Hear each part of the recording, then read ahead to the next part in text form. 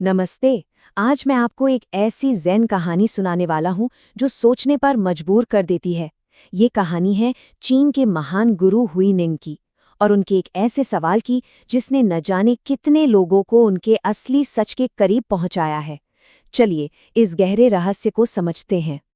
तो कहानी की शुरुआत होती है एक युवा भिक्षु से जो अपने गुरु हुइनिंग के पास एक बहुत ही गहरी जिज्ञासा लेकर पहुंचता है। वो पूछता है, गुरुदेव, मुझे सत्य का एहसास कैसे होगा? ये सवाल हम सबकी उस अंदरूनी खोज को दिखाता है कि आखिर सच्चाई तक पहुंचने का रास्ता है क्या। लेकिन जैसा कि सच्चे ज़ेन गुरु करते हैं, हुइनिंग ने कोई सीधा साधा जवाब नहीं दिया। जवाब देने के बजाय उन्होंने उस भिक्षु से ही एक सवाल पूछ लिया, एक ऐसा सवाल जो उसके दिमाग को, उसकी सोच को पूरी तरह से थाम देने वाला था। उन्होंने पूछा, जब तुम्हारे माता पिता का जन्म भी नहीं हुआ था, उस समय तुम्हारा मूल चेहरा कैसा था? जरा इस सवाल को महसूस कीजिए। ये कोई पहेली नहीं है, बल्कि ये तो मन की सारी परतों को चीरता हुआ एक तीर है। अब ये सवाल सुनकर वो भिक्षु तो मानो जम ही गया।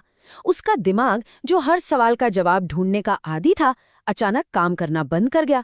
उसे कुछ समझ ही नहीं आया कि इस सवाल का जवाब कहाँ से दे, क्योंकि ये सवाल तर्क और लॉजिक से कोसों दूर था।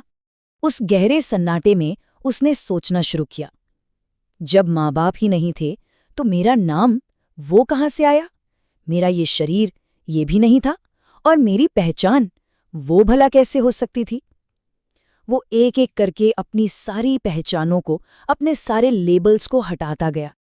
और जब सब कुछ हट गया, नाम, शरीर, पहचान, तो बस एक ही सवाल हवा में गूंजता रहा, तो फिर ये मैं कौन है? अगर मैं वो सब नहीं हूं जो आज तक खुद को मानता आया था, तो मेरे होने का असली मतलब क्या है? कहते हैं कि ठीक उसी पल जब उसका मन सवालों और जवाबों से पूरी तरह खाली हो गया, उसके अंदर एक गहरा मौन उतर आया। ये कोई आम खामोशी नहीं थी, बल्कि इसी गहरे मौन में उसे अपने असली स्वरूप की, अपने उस मूल चेहरे की पहली झलक मिली। और दोस्तों, कहानी यहाँ खत्म नहीं होती। असल में असली समझ तो यहीं से शुरू होती है। तो सवाल ये उठता है कि इस सवाल का असली मकसद क्या था? और सबसे मज़ेदार बात यह है कि ये सवाल जवाब पाने के लिए पूछा ही नहीं गया था। देखिए, इस सवाल को बनाया ही इसलिए गया है कि वो हमारे झूठे मैं को, हमारे ईगो को हिलाकर रख दे। वो मैं जिसे हमने अपनी पहचान, अपनी कहानियों और अपने विचारों से बनाया है, ये सवाल सीधा उसकी नींव पर चोट करता है। होता यह है कि जब हमारा दिमाग इसका जवाब ढूंढने निकलता है तो वो एकदम रुक जाता है। क्यों?